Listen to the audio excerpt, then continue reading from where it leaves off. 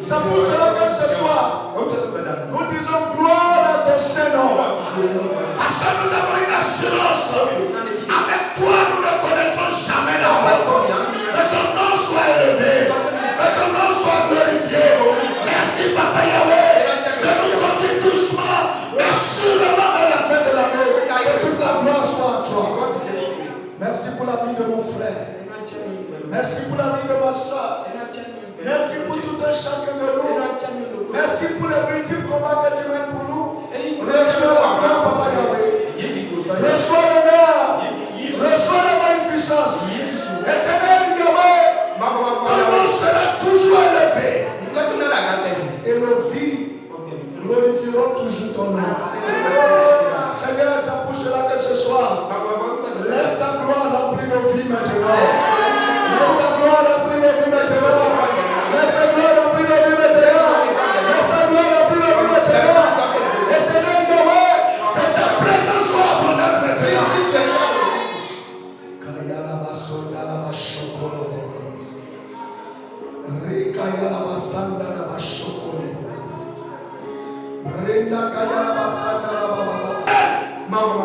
Tout âme qui est animé ce soir et qui est lié quelque part par la puissance de la croix, libère avec le nom de Jésus. Libère le nom de Jésus. Seigneur, personne ne fera objet de leur sacrifice en cette vie. Nous sommes en Jésus-Christ. Notre vie est cachée dans le Christ Jésus. Et rien ne peut nous ravir de la main de Dieu. C'est pour cela toute force, toute puissance, tout homme, toute domination, toute autorité, tout démon qui se mobilise en cette fin d'année contre quelqu'un, au nom puissant de Jésus, fléchissez les genoux maintenant. Fléchissez les genoux. Que Jésus soit couronné roi. Et que la puissance de la croix préserve chaque vie et chacun de nous, Seigneur. Ce soir, nous sommes là. Nous voulons plonger le regard dans ta parole. Seigneur, éclaire-nous. Que l'onction de Dieu coule sur notre vie, afin que nous puissions comprendre les vérités qui vont changer nos conditions, qui vont changer notre situation. Éternel, que ce soit toi qui enseignes au travers de nous. Jésus, dispose les cœurs. Et je prie maintenant, toute domination, toute autorité, tout esprit méchant dans la vie céleste, et tout démon qui s'est déjà invité en cette lieu. Au nom puissant de Jésus, fléchissez les genoux. Que seul le règne de Dieu soit établi ici. Que seul Jésus-Christ soit couronné roi. Tout ce que nous confessons, Jésus est Seigneur. Il est le roi des rois. Il est le Seigneur des seigneurs. Il est le lion de la tribu de Juda. Et d'éternité en éternité, son règne durera toujours. Seigneur, prends le contrôle. Dirige-nous ce soir. Et que le malade soit guéri. Et que quelqu'un soit libéré de ses soucis. Et que Jésus-Christ se manifeste et nous donne la joie. Merci parce que tu le fais, Yahweh. Reçois la gloire, reçois l'honneur. Au nom puissant de Jésus-Christ, nous avons prié. Permettez qu'on fasse 3 requêtes avant de nous asseoir. Voyez, au fur et à mesure qu'on tire vers la fin de l'année, ce sont des moments d'éveil. Ce sont des moments où vous devez beaucoup prier. Parce que l'ennemi aussi multiplie ses stratégies pour frapper la fin d'année. Mais nous ne serons pas atteints au nom de Jésus. Dans le livre de Luc, le chapitre 1, le verset 71, la Bible déclare un sauveur qui nous délivre de nos ennemis et de la main de tous ceux qui nous haïssent. Tu vas invoquer le nom de Jésus une fois. Tu vas dire Papa Yahweh. Jésus-Christ est un sauveur qui nous délivre de nos ennemis et de la main de ceux qui nous haïssent. Ce soir, quel que soit le nom des ennemis,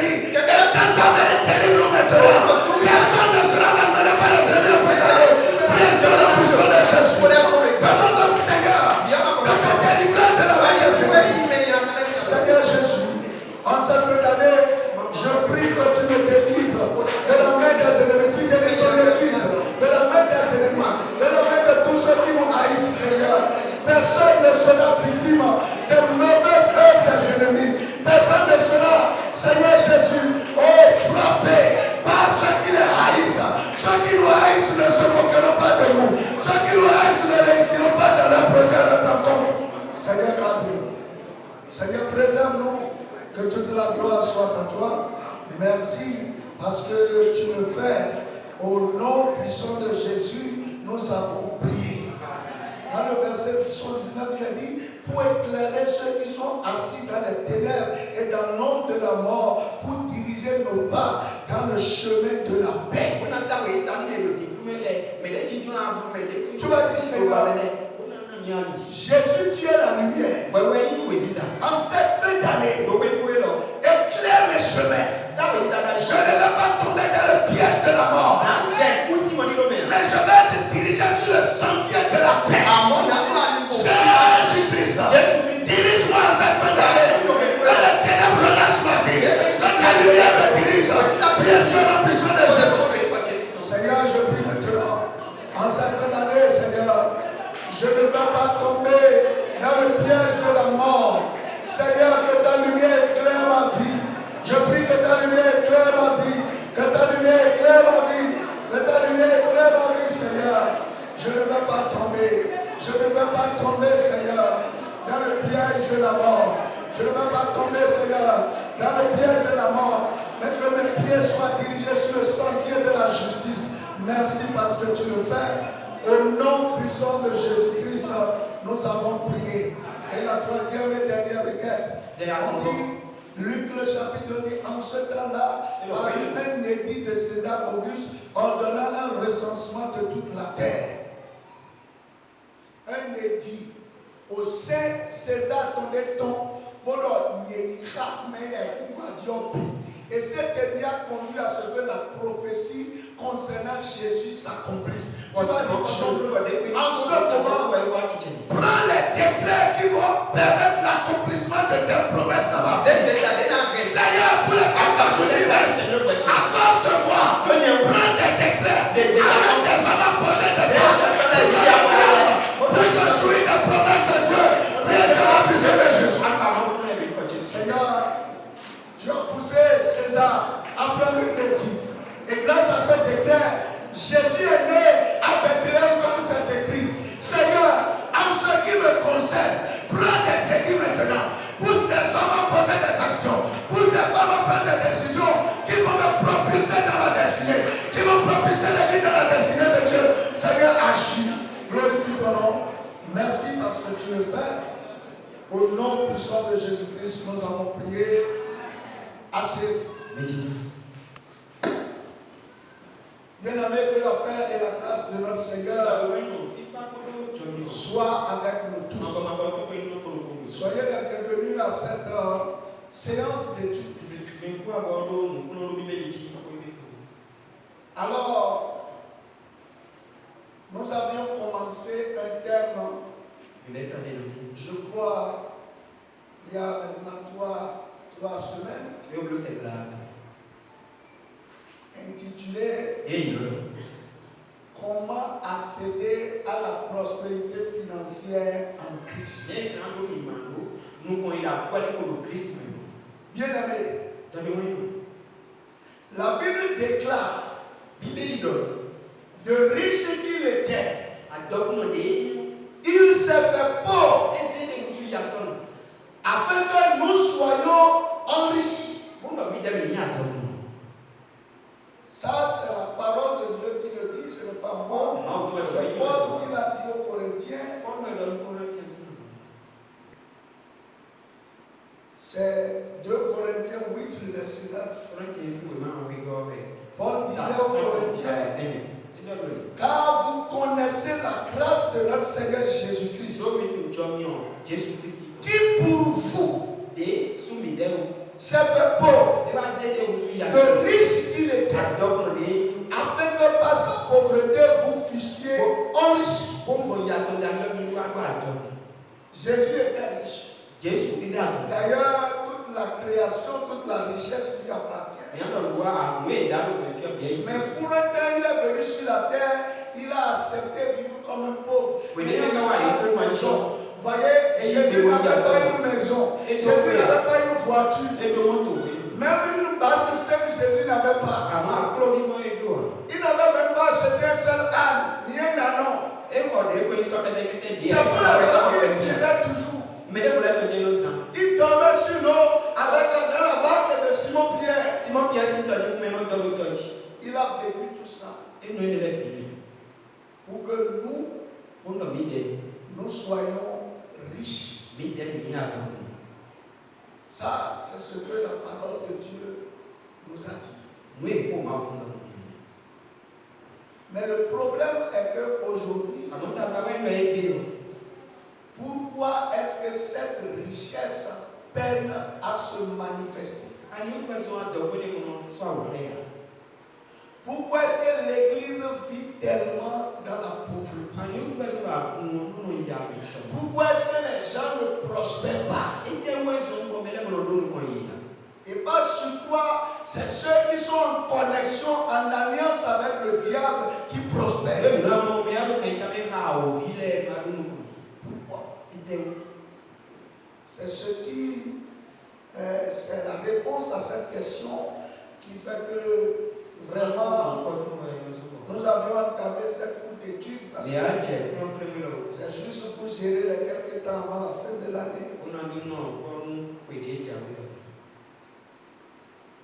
J'ai compris quelque chose.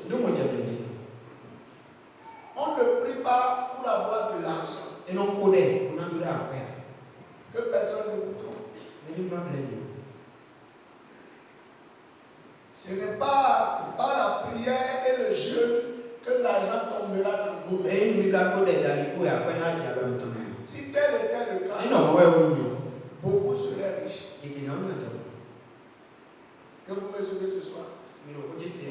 Si la prière et le jeûne étaient ce qu'il fallait pour être riche, je suis sûr que même toi qui es devant moi ce soir, tu serais déjà riche. Mais la prospérité ou la richesse est une question d'alliance. C'est ceux qui sont dans l'alliance qui peuvent jouir de la prospérité. C'est ceux qui pratiquent l'alliance qui peuvent jouir de la prospérité.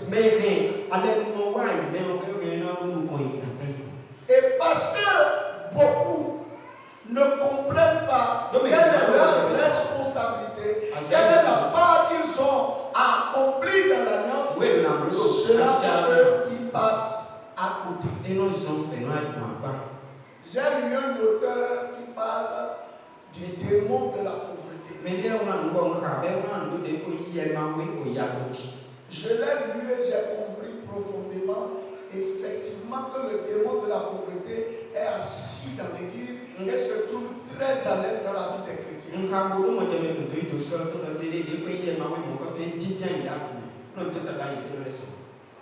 Et il dit, tout ce que tu gères mal disparaît.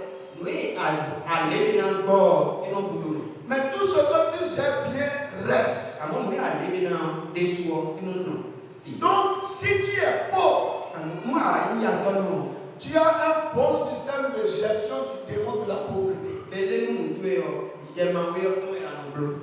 Et c'est vrai. Il dit que tout ce que vous gérez mal disparaît. C'est pas vrai? Est-ce que c'est pas vrai? Si tu as une activité et que tu ne prends pas garde, tu ne t'occupes pas de ça, tu négliges les choses, finalement ça va faire quoi? Ça va disparaître. Mais si tu fais ça bien, ça va rester. Donc si la pauvreté est demeure dans l'église, c'est l'église gère la pauvreté bien. Je pense que quand il a dit ça, j'ai compris que c'est vrai. Et il dit, si vous êtes riche et que par la suite vous devenez pauvre, c'est que vous n'avez pas Et c'est vrai. Quand je vois l'attitude des riches et je vois l'attitude des pauvres par rapport à l'argent, c'est tellement différent.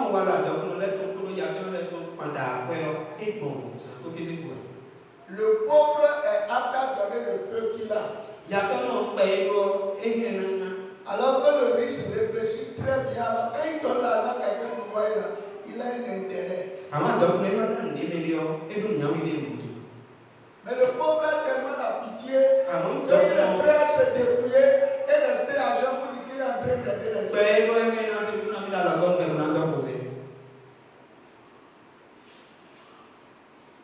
Voyez ce qui nous permet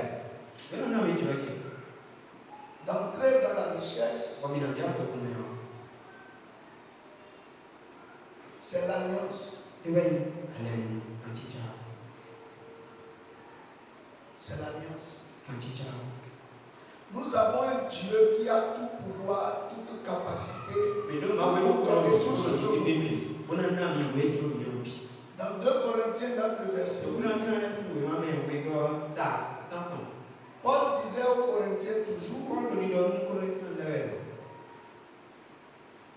et Dieu de grâce, et Dieu peut vous combler de toutes sortes de grâces afin que possédant toujours en toutes choses de quoi satisfaire à tous vos besoins, vous ayez encore en abondance pour toute bonne œuvre.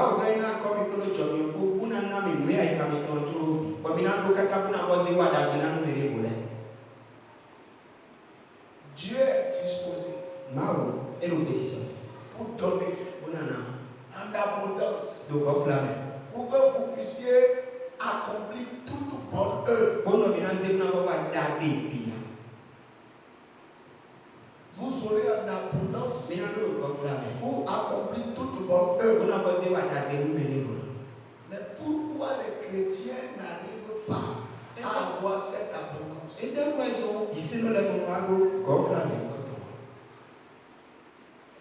On se gêne. Et le peu qui est là, les gens vont vous dépouiller. Et on souffre. Je vous ai dit, c'est une question d'alliance. C'est la rédemption qui est la porte par laquelle nous entrons dans la prospérité financière. Donc si tu as connu la rédemption, normalement, tu es candidat pour la prospérité. Mais en réalité, on ne devient pas riche, comme je vous ai dit, par la prière, mais c'est la révélation du contrat de l'alliance qui est conforme à la façon dont vous allez être riche, que Dieu va vous donner, qui vous permettra de devenir riche.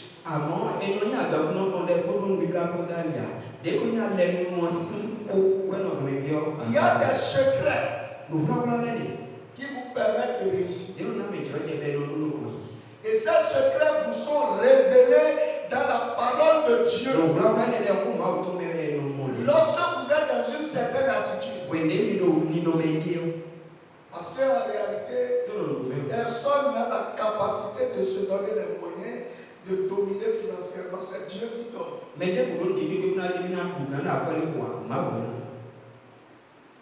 Avoir la domination financière, c'est Dieu qui donne. Le problème est que dans une alliance où vous êtes engagé avec Dieu, vous dites que vous êtes engagé avec Dieu. Dieu ne va s'engager avec vous que lorsque vous respectez les conditions que lui attend avant de vous engager.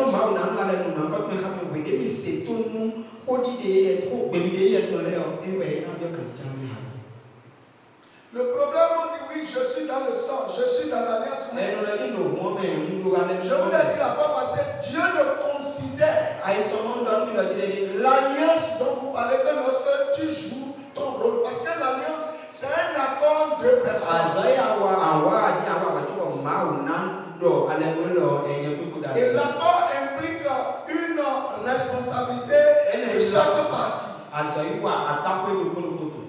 Et Dieu lui s'engage lorsqu'il voit que l'homme est en train de comprendre ce qu'il a à faire, qu'il le fait.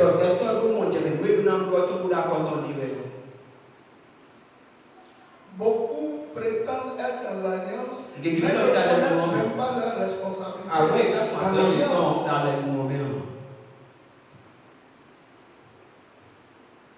Et pour cela, je vous ai dit la fois passée qu'il faut, dans ce que Dieu attend de l'homme, Dieu attend 4 choses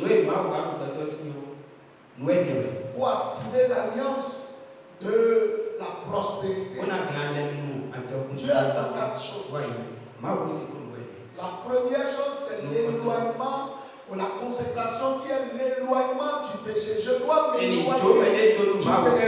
Je dois être loin du péché. Lorsque je suis loin du péché, je suis dans un état de disposition pour que Dieu puisse me parler.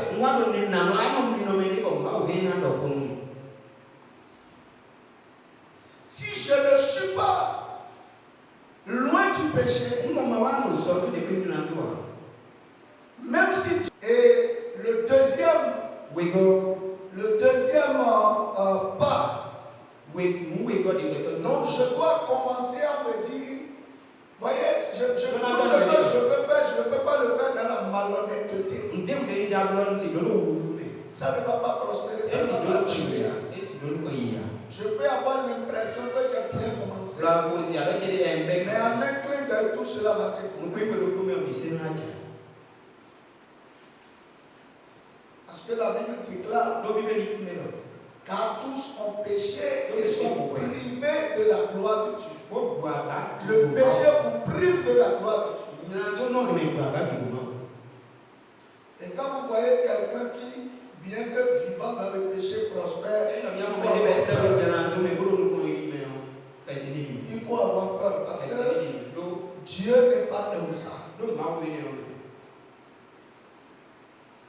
Deuxième pas, j'ai parlé du dévouement. Le dévouement.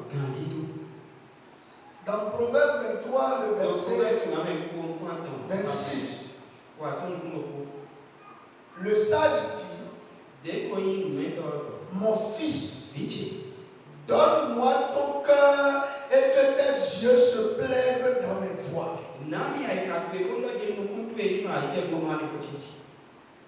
Dieu n'a pas dit donne-moi tes finances, donne-moi ta prédit, donne-moi ton cœur. Donne-moi ton cœur. Et que tes yeux se plaisent dans mes voies.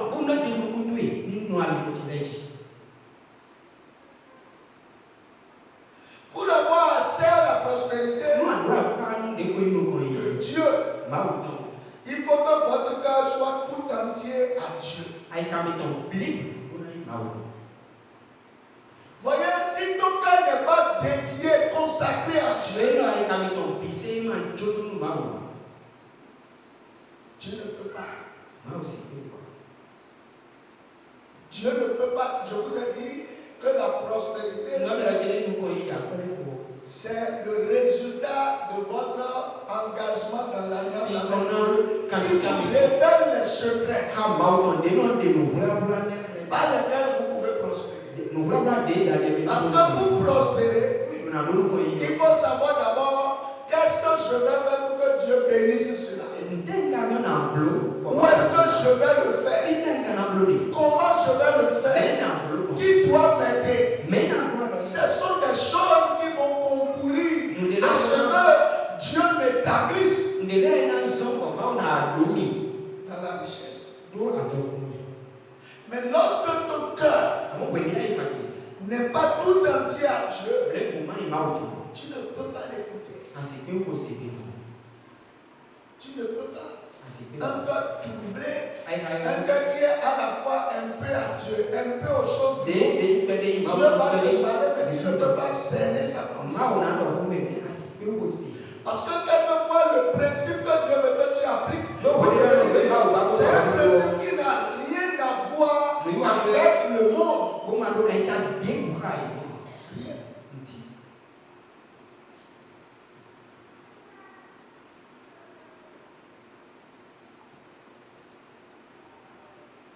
Mais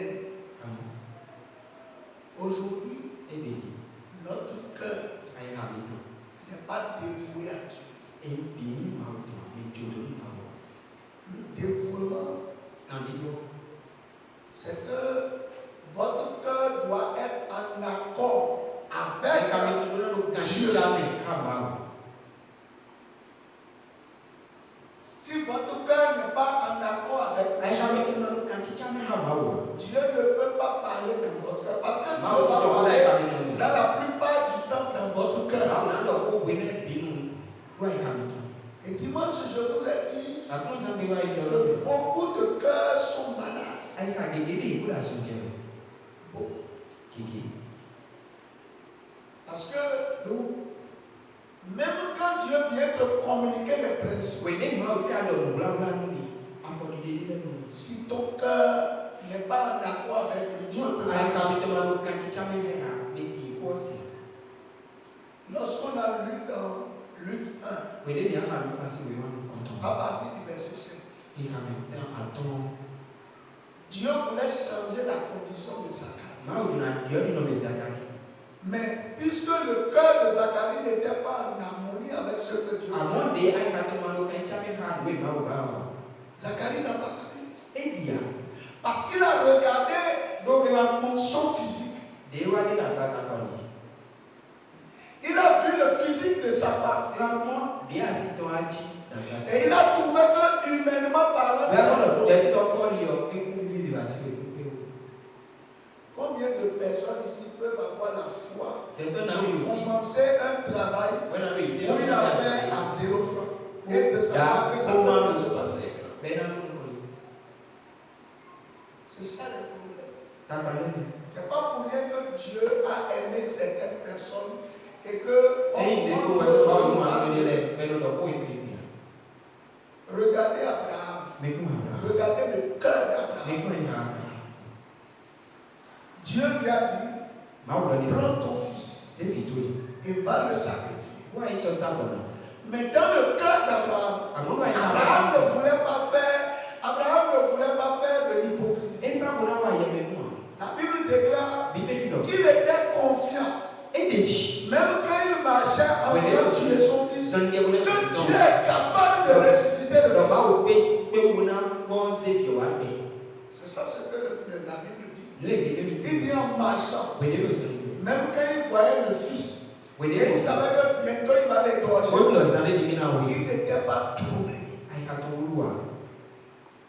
Il sait que Dieu a la capacité de ressusciter le fils quand bien même il serait mort. Donc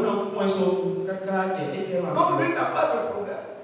Vous priez, mais le démon de la pauvreté vous empêche d'avoir un cœur qui soit en harmonie avec Dieu. C'est ça le problème. Parce que tu commences à réfléchir, comment ça va se passer. Tu regardes ici, tu regardes Y, Dieu ne peut pas te communiquer sa pensée. Il ne peut pas.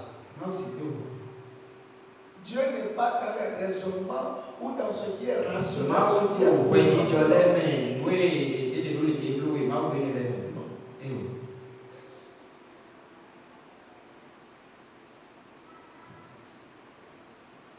Ça, le cœur. Est-ce que ton cœur est dévoué à Dieu? Et j'ai compris, voyez, quand je lis dans Deutéronome 8, Dieu dit,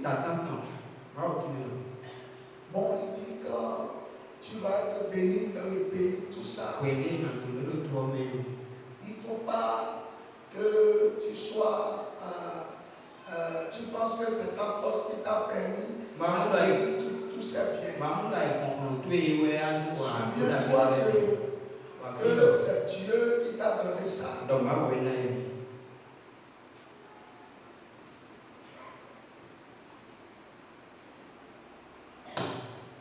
Et voyez, voilà, Deutéronome, il dit souviens-toi de tout le chemin que l'Éternel fait faire pendant ces 40 années dans le désert afin de t'humilier et de t'éprouver pour savoir quelles étaient les dispositions de ton cœur et si tu garderais ou non ces commandements. Il t'a humilié, il t'a fait souffrir de la faim et il t'a nourri de la manne que tu ne connaissais pas et que tu n'avais pas connu tes pères afin de t'apprendre que l'homme ne vit pas de pain seulement, mais l'homme vit de tout ce qui sort de la bouche de l'Éternel.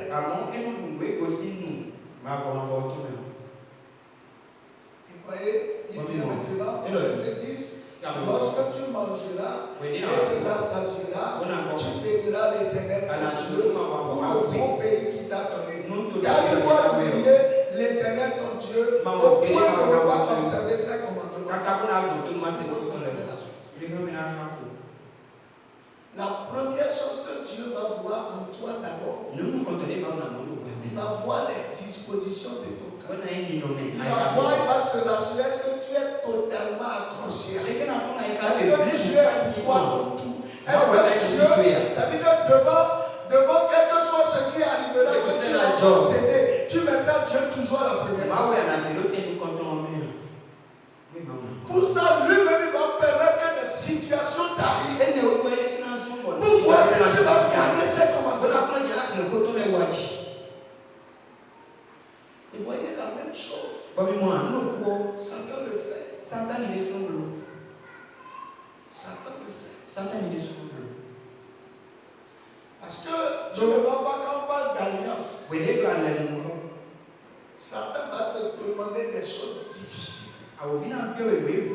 Pour voir si tu serais capable de lui obéir et de le respecter toujours. C'est pourquoi il va venir, il va te demander ce qui est cher.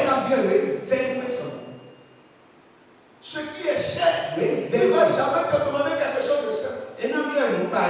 À d'autres, on va dire, est-ce que tu consens à ne jamais avoir de femme sur ton toit? Et il va dire oui. Et le jour où il transgresse cela, Satan va le tuer. Donc on va dire, est-ce que tu es capable que tous tes enfants vont mourir? Et il va dire oui. Voyez, Satan copie Dieu. Il y a un moment où moi j'ai compris ça. Avant de te conduire dans la prospérité, Dieu va d'abord marcher avec toi et voir les dispositions. Il va te faire passer par des choses pour voir si tu vas garder cette commandements. Et ça c'est important. Tu ne peux pas dire oui, je vais devenir riche. Si tu ne peux pas marcher au pas de Dieu, si tu ne peux pas assurer Dieu dans son monde, il ne peut jamais te révéler les secrets.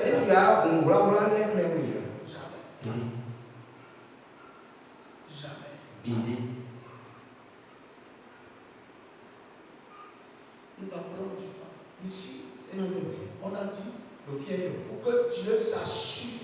Il a fait passer le peuple dans le désert. Il a fait passer par la faim, par la soif.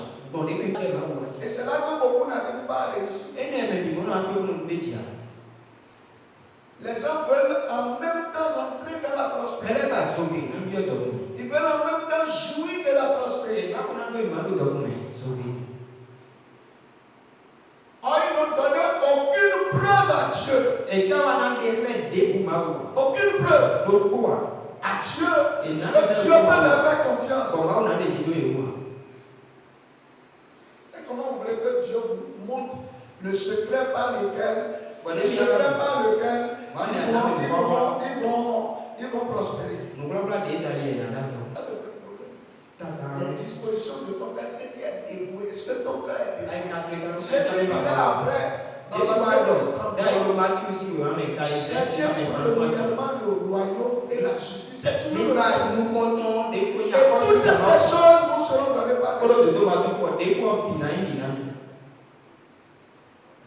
Je vais aller sur un cas concret que j'ai j'ai lu avec cet auteur. Parlant de maintien du démon de la pauvreté. L'auteur développait une pensée qui est vraie. Il dit, est-ce que vous êtes fatigué de prier? Vous n'êtes pas fatigué de vous mettre à genoux. Mais lorsque vous donnez une fois, deux fois, trois fois, et que ça ne change pas, vous êtes prêt à laisser le don.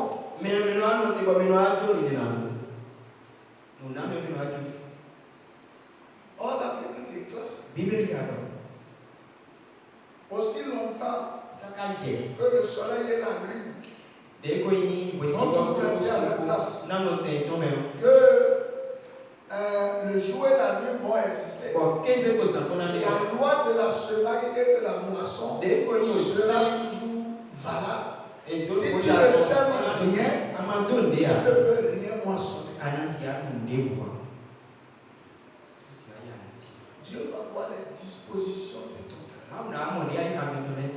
Dieu va voir si tu peux garder ses commandements dans toutes les circonstances. S'il te dit arrête-toi ici, tu peux t'arrêter. Avance, tu peux avancer. Le jour où il va te donner la bénédiction à laquelle tu aspires.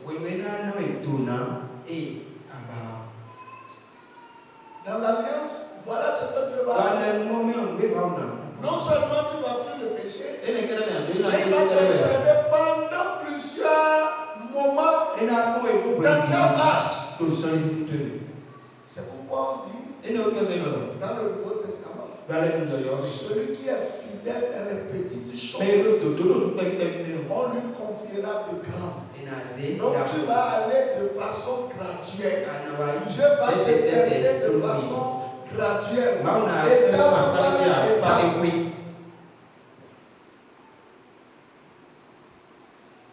Et voyez ce que le psalmiste a dit dans le psaume 51. Dans le psaume 51, à partir du verset 16, le psalmiste a dit quelque chose qui me fait, qui m'amène à comprendre que vraiment le cœur tient beaucoup à Dieu. Il dit, oh Dieu, Dieu de mon salut, délivre-moi du sang versé. Et ma langue célébrera ta miséricorde.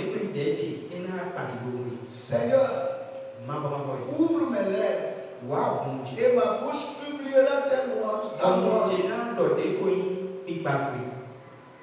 Écoutez maintenant. Si tu eusses voulu des sacrifices, je t'en aurais offert.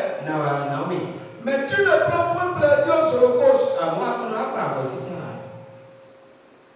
Les sacrifices qui sont agréables à Dieu, c'est un esprit brisé. Oh Dieu, tu ne dédaignes pas un cœur brisé et contrit. Ce que Dieu veut, ce n'est pas je suis venu, j'ai donné. Non.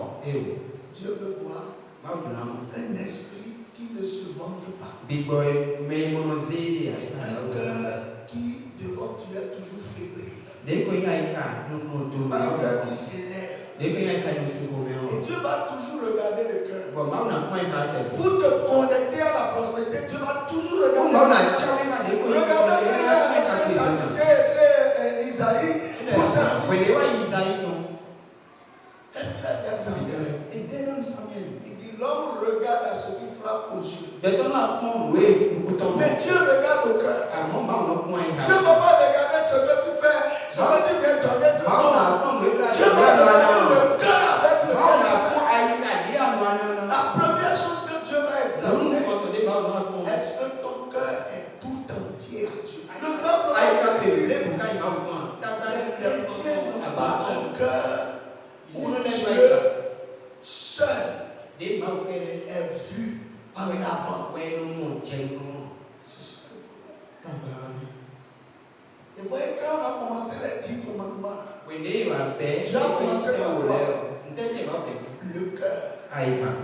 Tu aimeras le Seigneur ton Dieu de tout ton cœur, de toute ton âme et de toute ta force. Et tu le serviras lui seul. Et il continue en disant, tu n'auras point d'autre Dieu devant Dieu n'aime pas que le cœur de l'homme soit partagé. Il va jamais le secret s'il n'est pas convaincu que ton cœur est attaché.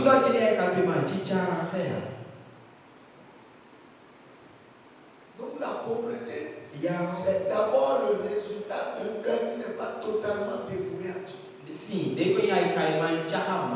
C'est malheureux, mais ça c'est la conclusion que je tire. Regardez quand je vous ai dit de Deutéronome 8 là. Vous voyez, c'est pas qu'il manque. C'est pas qu'il manque. Il ne manque pas de les rendre riches. D'ailleurs, quand il a fini le processus, il dit, tu vas habiter des maisons que tu n'as pas construites.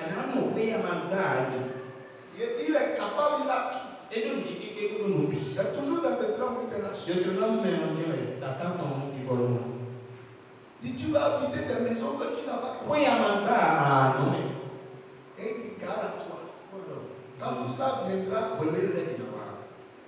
il ne faut pas penser qu'il ne faut pas dire en ton cœur, je me suis acquis tout ça par ma force. Il veille toujours sur ça.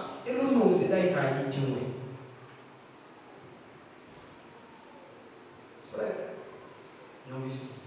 le Dieu qu'on adore, c'est un Dieu très prospère. C'est un Dieu qui a tout, mais qui ne donne pas à tout le monde.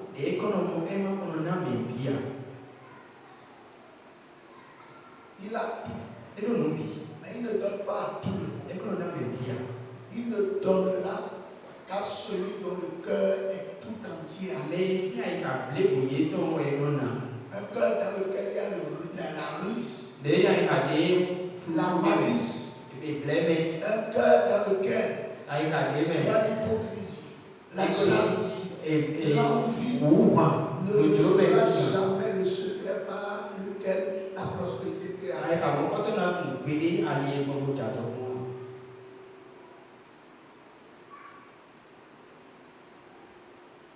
Voyez, c'est quand ça arrive là que beaucoup disent, c'est pourquoi je dis que ce n'est pas une question de Seigneur, donne-moi l'argent. Dieu va s'assurer d'abord si ton cœur est changé, un cœur tout entier.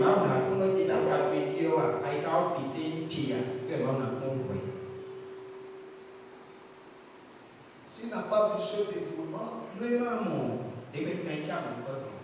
le dévouement, c'est être connecté à Dieu et à ce qui lui plaît. Chacun niveau mon cœur est tout le temps connecté à Dieu et connecté à tout ce qui lui plaît. C'est-à-dire que ce qui plaît à Dieu, qui me plaît.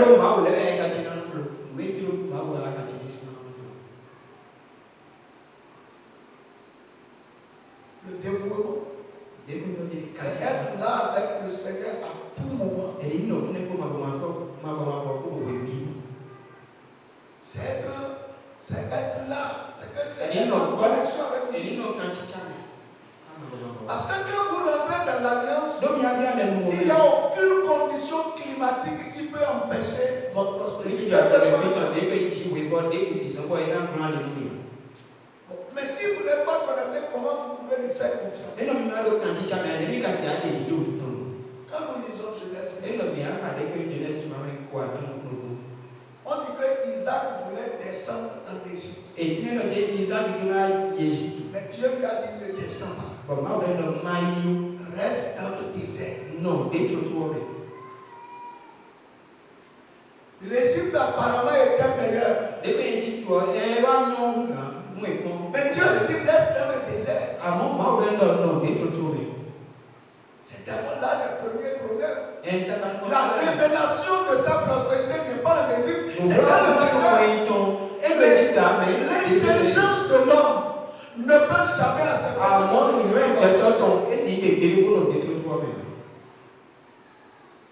qui peut espérer que dans le désert, vous voyez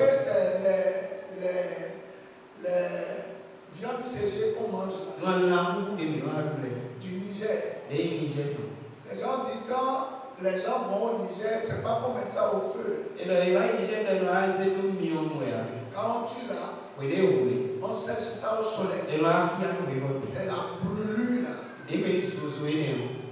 C'est le soleil qui les rend comme ça. Regardez l'intensité, regardez la chaleur qui se trouve dans le désert. Ça peut vous donner une idée. Une chaleur qui peut cuire une viande. Et c'est dans cette condition que Isaac a semé. Et il est devenu riche. Puisque Dieu a dit.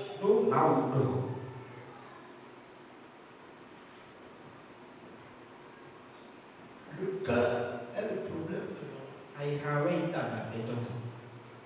Et comme je vous dis, que ce soit Dieu, que ce soit le malin, c'est celui qui contrôlera ton cœur qui peut te donner accès à tout ce qui est meilleur qu'il a. Parce que Dieu ne voudra jamais que tu prennes sa gloire pour aller donner au diable. Dieu ne va jamais vouloir que il te bénisse et que tu deviennes orgueilleux. Parce que tu donnes la gloire au diable. Si tu traites ton cœur, Dieu va te révéler le secret qui va permettre que tu vas démarrer une activité. Tu vas voir des gens qui auront foi en toi, qui vont t'accompagner et tu vas réussir. Mais avant, Dieu va peser ton cœur. Voyez, là où on est là, tout suite. Il y a des gens qui ont l'argent chez eux. Ils ne peuvent pas amener ça dans les banques. Puisqu'on va leur poser la question, où est-ce qu'ils ont trouvé ça? Et ils veulent des gens sérieux qui ont des projets, qui peuvent donner la vie. Pour qu'ils puissent faire ça, deviendra plus et ils vont le dans le circuit normal. Pourquoi ils peuvent pas te donner? Parce que quand ils vont te rencontrer, ce qui convainc l'homme n'est pas en toi. C'est pourquoi il dit la capacité de dominer, c'est Dieu qui donne. Ce qui convainc l'homme. Vous ne voyez pas même l'homme du monde, il met des choses dans la bouche pour dompter ton esprit. Donc il faut quelque chose en toi spirituellement. Pour que les gens aient foi en toi.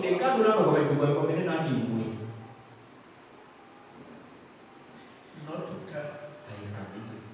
Dieu dit qu'il envoie dans le désert pour voir les dispositions du cœur. Ça, c'est un passage toujours quand je lis. Et moi, je me rappelle, il y a des années, je priais à la maison. Et puis, c'était entre 0 et 3 heures. J'étais avec un pasteur. Et le pasteur, en tout cas, il parlait en langue. Et après, il a interprété, j'écoutais.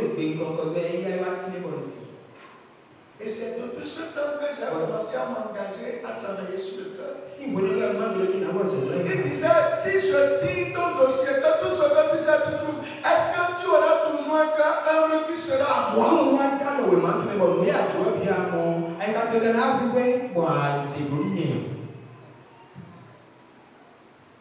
Je me suis privé de sommeil. Mais ça ne va pas impressionner Dieu. C'est le cœur qui l'impressionne. Et tellement la voix était insistante que j'ai commencé à me poser des questions, à voir des hypothèses. Et j'ai dit cette nuit-là, oui Seigneur, quel que soit ce qui arrive, je m'engage à toujours te demander.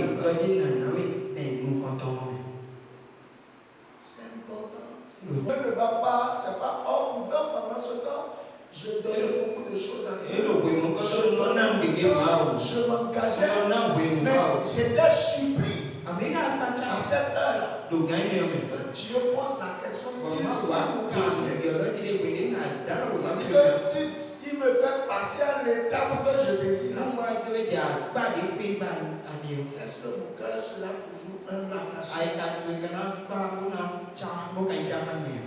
Bien aimé, Dieu attend votre dévouement pour vous révéler le secret de la prospérité. Dans ton cœur qui est là, quelle est ta priorité? Qu'est-ce que tu cherches vraiment? C'est Dieu que tu cherches ou c'est l'argent? C'est la réussite que tu cherches, c'est le Seigneur. Lui va te regarder et tu dois lui démontrer que oui, Seigneur, je m'engage dans les bons et mauvais jours à toujours conserver mon amour. Parce que Dieu lui ne va pas changer son alliance. Que les hommes me frustrent, que les hommes me considèrent, je vais toujours te manifester mon amour.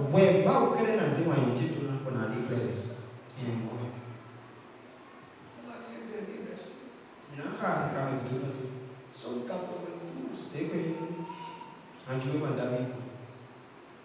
On va lire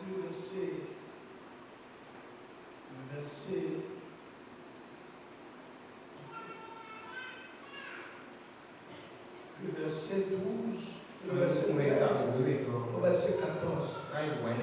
Il dit les justes croissent comme le palmier. Il s'élève comme le cèdre du Liban. Planté dans la maison de l'Éternel, il prospère dans les paris de notre Dieu. Planté dans la maison de l'Éternel. Quand ils sont engagés pour le Seigneur, la prospérité les accompagne.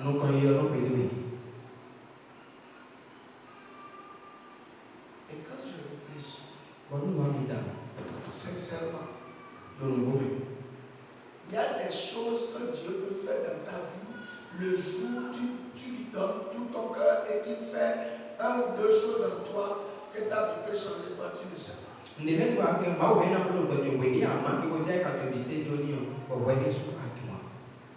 J'ai rencontré un homme un jour. Il a l'argent. Mais sa santé était défaillante. Il dit, mais vraiment, pourquoi ma santé est toujours? Imaginez un homme du genre. Quand tu as un cœur qui est engagé, quand Dieu veut changer ta condition, je veux te donner un exemple. Cet homme-là vient, tu pries pour lui. Seigneur, touche cet homme. Aie pitié. Que sa vie soit rétablie. Et qu'il ait la santé. Tu penses que quand Dieu va exaucer cette prière, que lui, il ne voit pas Dieu. Il te voit. Tu penses qu'il va rester insensible? Tu n'as pas besoin de demander. Sois à moi. Tout le reste va venir. C'est important, ce n'est pas du leur. J'ai lu la fin de Job là. Pour que Dieu restaure Job. Dieu a dit à ceux qui l'ont accusé d'aller vers lui pour qu'il prie pour eux. Et Dieu leur a dit qu'ils doivent lui donner un présent. C'est comme ça que ça se passe. Dieu ordonne à des gens de donner un présent ou de te montrer une ouverture. Mais tout va partir d'abord de ton cœur. Mais voilà que toi, ce qui te blesse, préservation, c'est ton problème, c'est ta situation. Quand Job a vécu tout ça, à la fin, c'est prière il a fait à l'urgence. Il n'a pas prié pour l'argent. Il n'a pas prié pour la restauration. Et Dieu a parlé dans le cœur des gens. l'emploi que tu cherches, le fonds de commerce que tu cherches, il suffit que Dieu prive quelqu'un de sommeil une nuit. Mais Dieu ne va le faire que lorsque ton cœur est tout entier. Et ça se démontre par ton engagement, ton zèle pour lui. C'est pourquoi on parle de planter dans la maison de Dieu. Bien aimé, la richesse, ce n'est pas une question de fatalité, de chance. Non. C'est pourquoi ce n'est pas dans les promesses. Non. Ce n'est pas dans les promesses pour que quand tu pries, ça fait partie des clauses de l'alliance. Dieu dit à Abraham, puisque tu as fait cela, que tu ne m'as point refusé ton propre fils, je ne jure pas moi-même. Et il a commencé à déclarer la bénédiction. C'est comme ça. C'est le fruit de votre engagement à accomplir votre part dans l'alliance qui active la richesse.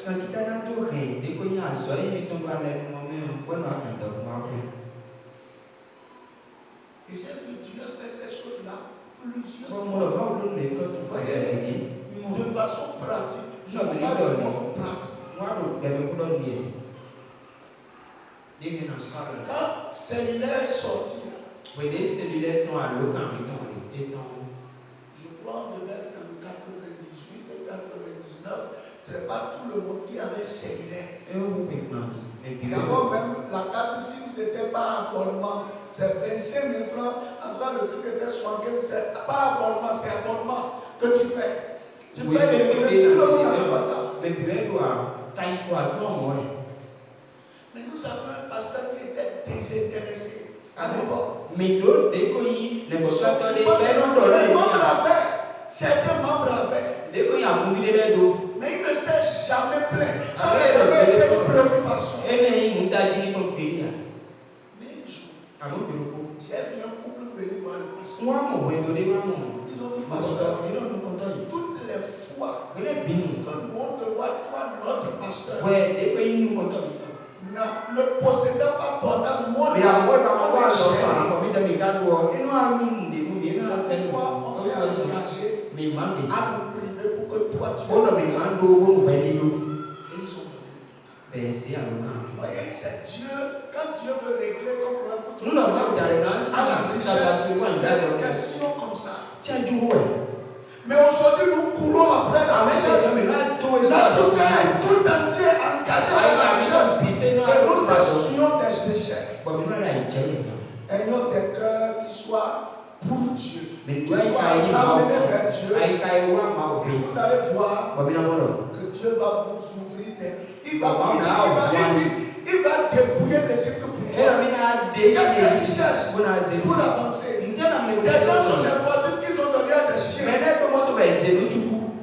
Des fortunes. On a légué à des chiens. Si tu veux des milliards de milliards, Dieu peut te donner. Mais tout dépendra de ton cœur.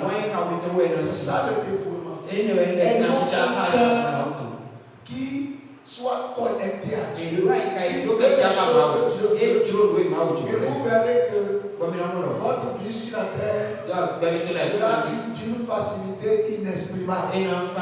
Que Dieu vous bénisse et que sa grâce repose sur vous. Au nom de Jésus.